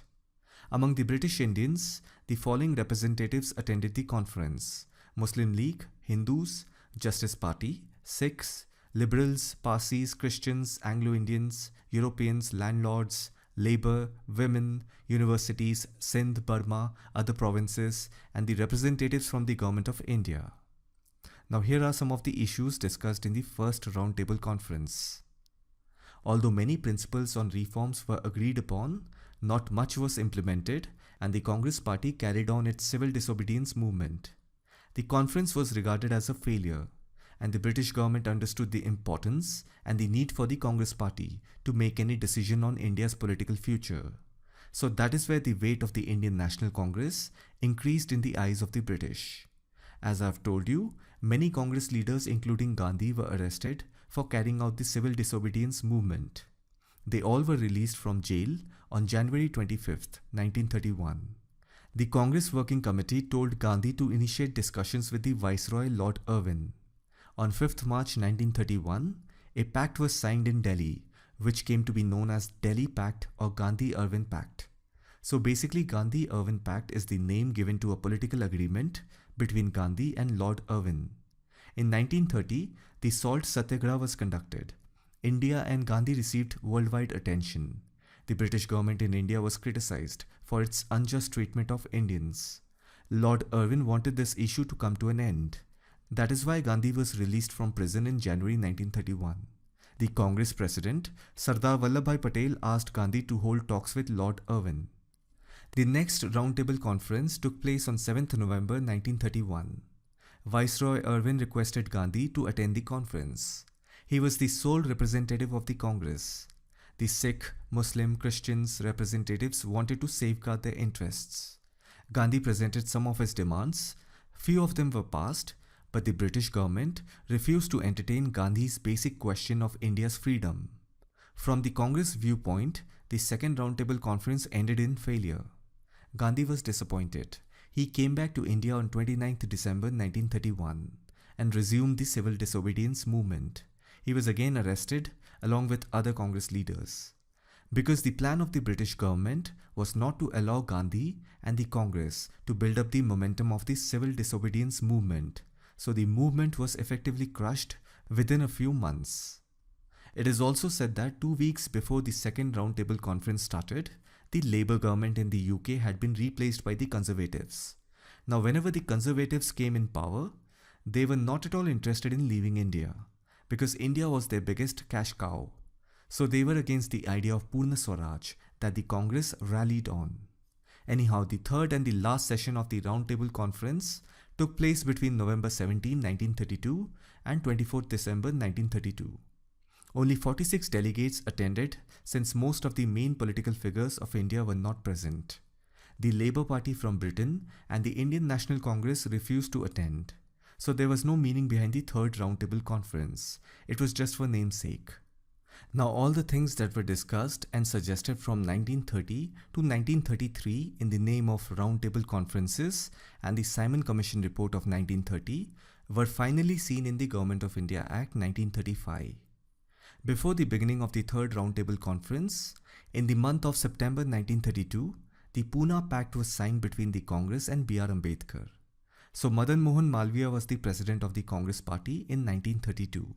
He represented most of the Hindus and the Congress Party. On the other side, B.R. Ambedkar represented the depressed classes. In the second Roundtable Conference, B.R. Ambedkar demanded separate electorate for depressed classes or untouchables who are called scheduled castes today. Gandhi was against it. That is why he had clashes with Ambedkar. Although the British government fulfilled the demand of Ambedkar by giving separate electorates for depressed classes on August 15, 1932, but after signing the Pune Pact on 24th September 1932, instead of the 80 seats given by the British, the depressed classes got 148 seats. Madan Mohan Malviya signed the Pune Pact on behalf of Hindus and Gandhi, and Ambedkar on behalf of depressed classes. One thing we have to understand is that the civil disobedience movement led by Gandhi saw limited participation of Dalits. Somewhere the depressed classes were not moved by the concept of Swaraj. On the other hand, Gandhi wanted the upper caste to change their hearts towards the Dalits and give up the practice of untouchability. But Ambedkar's point of view was different. He saw the Dalit question as a political issue and not a social issue. That is why he was very adamant in demanding separate electorate for Dalits. But Gandhi said that separate electorate will create division among Hindus so much that it will lead to bloodshed. If you can recollect, the Government of India Act 1919 introduced the principle of communal representation by providing separate electorates for non-Brahmin groups, Sikh, Indian Christians, Anglo-Indians and Europeans. And the Indian Council Act of 1909 provided reserved seats for Muslims in the Imperial Legislative Council. So you see how the British created a split in the Indian society. So anyhow, the Pune Pact of 1932 was signed between Ambedkar and the Indian National Congress, which included Gandhi's consent too. In other words, Gandhi had to compromise with Ambedkar. On 6th March 1934, the Reserve Bank of India Act was passed, under which the Reserve Bank of India was formed. On 24 July 1935, the Government of India Act was passed by the British government. As I've told you, all the things that were discussed and suggested from 1930 to 1933 in the name of roundtable conferences and the Simon Commission report of 1930 were finally seen in the Government of India Act 1935. The Government of India Act 1935 was replaced by the Constitution of India after independence. The Indian leaders were not enthusiastic about this act, since despite granting provincial autonomy, the governors and the viceroy had many special powers. Then separate communal electorates were a measure through which the British continued the divide and rule policy and ensured the Congress party could never rule on its own. After the end of the civil disobedience movement around 1934, Gandhi temporarily withdrew from active politics. There was a small divide within the Congress. That's how in May 1934, Congress Socialist Party was formed. In 1936, majority of the Congress leaders, led by Rajendra Prasad and Vallabhbhai Patel, with blessing of Gandhi, decided to contest the provincial elections under the new Act of 1935.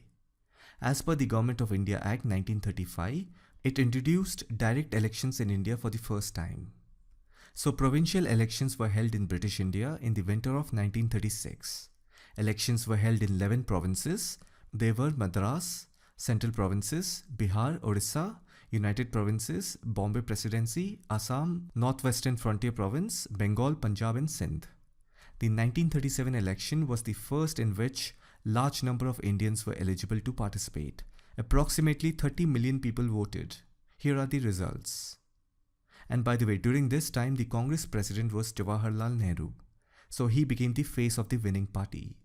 As we know, elections were held in 11 provinces. Out of these 11 provinces, the Indian National Congress won in 8. The 3 provinces where they could not form the government were Bengal, Punjab and Sindh. On the other hand, the All India Muslim League failed to form the government in any province. And that's when the Congress rule first began in British India from 1937 to 1939. Muslim League started attacking the Congress regarding its insensitivity towards Muslim culture.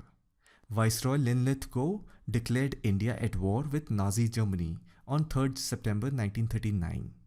As you know, the Second World War started in September 1939.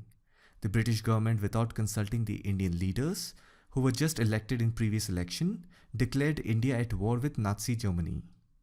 The British government thought that if India supported in 1914 World War I, it was natural that India would do it again.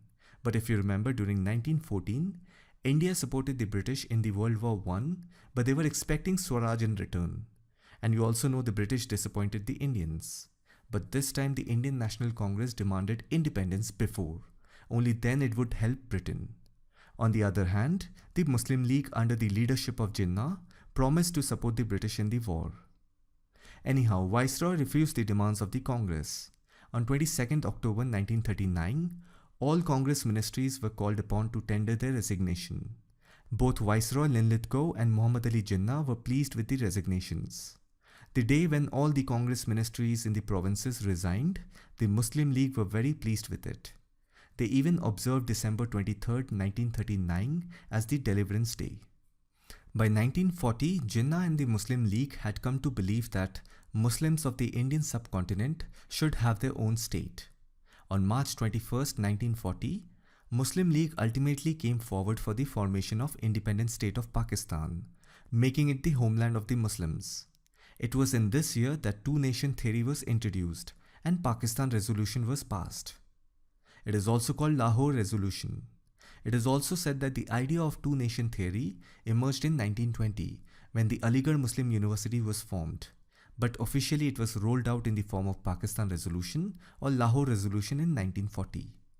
So anyhow, on 22nd October 1939, all Congress ministries resigned from the provincial assemblies for not supporting the British in World War II. As we know that the World War II was fought between the Axis powers, which included countries like Germany, Italy and Japan. They were fighting against the Allies, which consisted of France, Great Britain, the United States, the Soviet Union, and to a lesser extent China. Initially, the Allies were suffering a lot in the war. Even Britain herself was in danger of being occupied by the Nazis. The British government was desperate to get Indian support for the war. That is when in the year 1940, Viceroy Linlithgow made a set of proposals called the August Offer. Here are the terms of the August Offer. For the first time, the right of Indians to frame their own constitution was acknowledged. But the Indian National Congress rejected this offer and demanded complete freedom from colonial rule. Even the Muslim League rejected the August Offer. They were interested in the partition of the country. So anyhow, it was only after the August Offer, Gandhi initiated the individual satyagraha to affirm the right to free speech. He avoided a mass satyagraha because he did not want violence. The people who participated were called satyagrahis. Many of them were jailed. As I said, the British were desperate to get Indian support for the war. Now, after the failure of the August Offer, the British government sent the Cripps mission to India in late March 1942 to get the Indian support for the war. The mission was headed by a senior minister, Sir Stafford Cripps. Cripps was sent to India to negotiate with the Indian National Congress leaders. Most of these leaders represented the majority Hindu population and the Muslim League, who represented minority Muslim population. Cripps said that the British government is willing to offer India a complete dominion status once the war was over. Dominion status means semi-independence from the British Crown, for example Canada and Australia. Anyhow, that was the whole proposal presented to the Indian leaders by Sir Stafford Cripps. Both the major parties, that is the Indian National Congress and the Muslim League, rejected this proposal because they knew that the ball was in their court and they cannot trust the British anymore. With this, the Cripps mission was a failed attempt by the British government to secure Indian cooperation in World War II. In the same year, on 8th August 1942, Gandhi launched the Quit India movement. It was a non-violent civil disobedience movement launched after the failure of Cripps' mission. If you can recollect, during the World War I in 1914, there were many people in India who had the opinion that if Britain got involved in a crisis somewhere, something like a world war, then the Indian extremists would use this as an opportunity to advance the idea of self-government. Although the opposite happened, the Indian leaders went on to support Britain in World War I and expected a reward from the British government. The British government hugely disappointed the Indian people after World War I.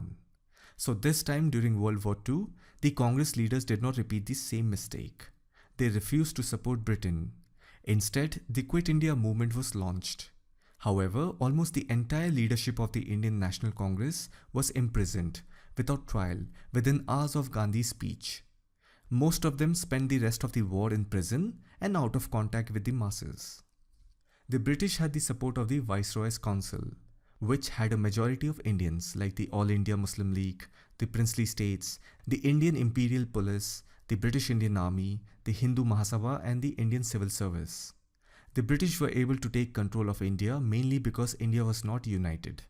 The British signed treaties and made military and trading alliances with many of the independent states. There were many Indian businessmen who were profiting from heavy wartime spending. Naturally, they did not support the Quit India movement. As a ruler of a princely state, you could not grant any political rights or allow the feeling of nationalism get into the minds of the people of your kingdom. that would cause rebellion. So they had to keep their kingdoms unexposed from these nationalist movements. And if you see, it was in the ruler's best interest. So naturally, many of the rulers of princely states did not support the Quit India movement. At that time, there were almost 600 princely states. So even if the British government did not receive any political support from its own controlled provinces, the British had enough support from the subcontinent. And then if you pay attention to Subhash Chandra Bose, he was in Germany. He even met Hitler and asked his help to support the cause of India's liberation from British rule. So what I'm trying to say is, if you look at the Indian political struggle only from the Congress party's point of view, then you also have to put it in right context. They were very much part of the freedom struggle. However, if you think that the British left India simply because of Mahatma Gandhi's non-violent movements and the political smartness of the Indian National Congress, that is also not fully true. As I've told you, many of the Indian people were against India's civil disobedience movement. And then if you look at it from international level, no country in the world was supporting India from outside. I think the only outside support came from the Americans, when President Roosevelt told Prime Minister Winston Churchill during World War II to give in to some of the Indians' demands, which was not even that effective. Even the Quit India movement was crushed by the British. So all the notion that British left India simply because of Gandhi's non-violent movements and the smartness of Indian National Congress is not fully true. And this is where Subhash Chandra Bose played an important role from outside India. But most of his contribution is ignored from our school history books. When Bose met Hitler in May 1942, Bose was in Germany from April 1941 to February 1943. The reason he went to Germany was because he had this concept that your enemy's enemy is your friend. And we know that Britain was fighting with Nazi Germany in World War II from 1939 to 1945. So he looked at Nazi Germany as an ally. Anyhow, there's a long story behind that. What you need to know is that the World War II was fought between the Axis powers, which included countries like Germany, Italy and Japan. They were fighting against the Allies, which consisted of France, Great Britain, the United States, the Soviet Union, and to a lesser extent China. When Bose arrived in Germany, he realized that Germany was busy forming fighting strategies against the Soviet Union. When Japan declared war against Great Britain and the US on December 7, 1941, the Japanese army was advancing towards the Indian frontier from the northeastern side, basically from the Burma side. Bose left from Germany to Japan towards the end of 1942. By then, Imperial Japan had conquered Burma. Tens of thousands of Indian Jawans were held as prisoners of war by the Japanese army. Bose wanted to make an army with the help of these captured Indian Jawans. And that was the reason behind his journey to Japan. You see, Subhash Chandra Bose played an important role in getting India freedom. So if you simply think that British left India because of Mahatma Gandhi's non-violent movement and the political smartness of the Indian National Congress leaders, that is not fully true. In fact, there is a conversation between the former British Prime Minister Clement Attlee and the then Governor of West Bengal, Justice P.V. Chakrabarty. Clement Attlee was the Prime Minister of UK during the time between 1945 to 1951, when India got independence. In that conversation, Attlee said, "It was a result of the military activities of Netaji Subhash Chandra Bose that compelled the British to leave India." And he also said that Gandhi's influence upon the British decision to quit India was minimal. I'm not trying to disrespect the Indian National Congress and Mahatma Gandhi for their political efforts, and also their feelings and emotion towards the people of India in every mass movement that they created were genuine. But if you look at most of Indian history textbook about the freedom struggle, they are dominated by the role played by the non-violent movement of Mahatma Gandhi, Ahimsa and Satyagraha. But you have to understand the fact that India's freedom was not gained entirely by the non-violent struggle of Mahatma Gandhi. It also had the contribution of force imposed by Netaji Subhash Chandra Bose. Let's get back to the timeline. In August 1942, the Indian National Army was formed. It is also called Azad Hind Fauj. It consisted of British Indian soldiers who were captured by Japan. Indian National Army was formed with the help of Imperial Japan, and its aim was to secure independence for India from British rule. Although the army was formed under Mohan Singh, it was later on handed over to Netaji Subhash Chandra Bose. In 1943, the Bengal famine killed up to 4 million people. The main reason behind this famine is due to Winston Churchill's policy failure. Winston Churchill was the Prime Minister in UK during the World War II. He belonged to the Conservative Party, and I've already said whenever the Conservatives come in power, they were not at all interested in leaving India because India was the biggest cash cow for them. If you have watched Shashi Tharoor's video, Does Britain Owes Reparations, in that he has said it was because of Winston Churchill's policy failure that caused the Bengal famine. He diverted the supplies of rice from the coastal areas of Bengal to Europeans as reserve stockpiles. We know that the Quit India movement was started in August 1942. After that, almost entire leadership of the Indian National Congress, including Gandhi, was imprisoned. They were cut off from the rest of the world for over 3 years. Most Congress leaders were kept in prison till 1945. That is when the World War II ended. But Gandhi was released in 1944. In the same year, his wife Kasturba Gandhi died. During this time, the Governor General and Viceroy was Lord Wavell. On 25th June 1945, there was a meeting between the Viceroy Lord Wavell and all major political leaders of British India, including Gandhi and Jinnah, in Shimla, which came to be known as Shimla Conference of 1945. The aim of this conference was to make a plan for Indian self-government. Now, the Muslim League and the Indian National Congress were not coming to an agreement. The conference was a failure because the Muslim League and the Congress could not settle their differences. After this, the World War II ended and a new Labour government was elected in Britain. This new government was keen on giving independence to India without much delay and sent the cabinet mission with that purpose. At this time, Clement Attlee was the Prime Minister of UK. He decided to send a mission to India for the transfer of powers from the British Indian government to Indian leaders. The mission had 3 British cabinet members, Pethick Lawrence, Stafford Cripps, and A.V. Alexander. The main objective of cabinet mission was the transfer of power from the British Indian government to Indian leaders by framing a constitution and set up an interim government. Even the cabinet mission failed because the Muslim League and the Congress could not settle their differences. Both parties had many ideological differences and could not find common ground. Since the plan was not accepted, a new plan was proposed by the mission in June 1946. This plan proposed the division of India into a Hindu majority India and a Muslim majority India, later to be renamed Pakistan. A list of princely states was also made that could either join the Union or remain independent. The Congress party under Jawaharlal Nehru did not accept the second plan, but he agreed to be part of the Constituent Assembly. The Viceroy invited 14 men to form the interim government. There were 5 from the Congress, 5 from the League, 1 member each representing the Sikh, Parsi, Indian Christian and scheduled caste communities. Nehru headed the interim government. The new government began the task of framing a constitution for the country. Congress-led governments were formed in most provinces, including the Northwestern Frontier Province. In Bengal and Sindh, the League formed the governments.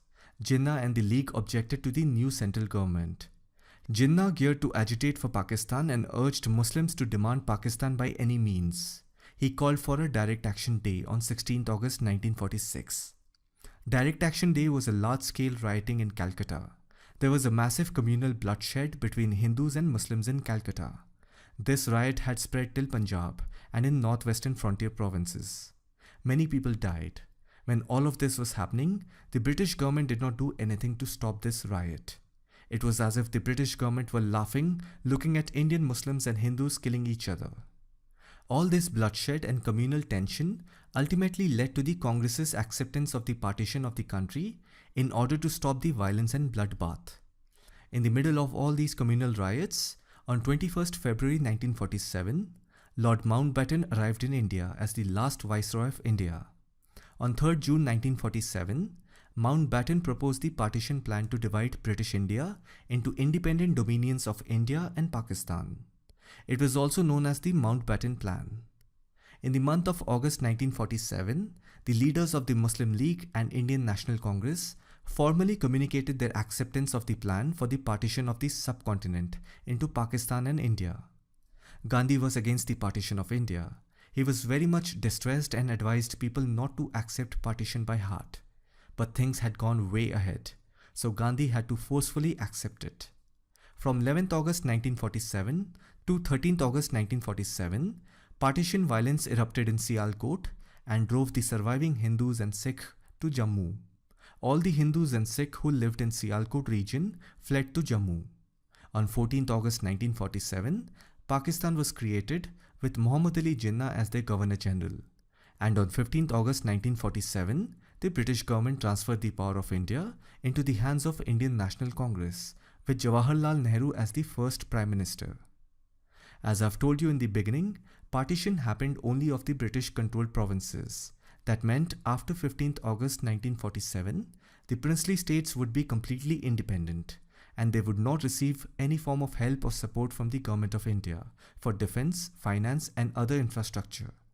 Now these independent princely states had two options, either to join India or to join Pakistan. Many say that there was also an option to remain independent, but then you need to understand that most of these princely states were landlocked entities and were functioning with huge support from the British government. Now that the British government were no longer there, someday they had to merge with India for administration support. And the British knew this. In fact, they wanted to look good while advising these rulers to accede with India or Pakistan, because then they can tell the whole world that they helped India become unified. With this, we have come to an end of this video. There's another part of this video where I have covered the modern history from 1600 to 1857, and in this video from 1857 to 1947. So together it wraps up the entire modern history of India. I hope you found this video informative. Let me know your thoughts in the comment section, and thanks for watching it.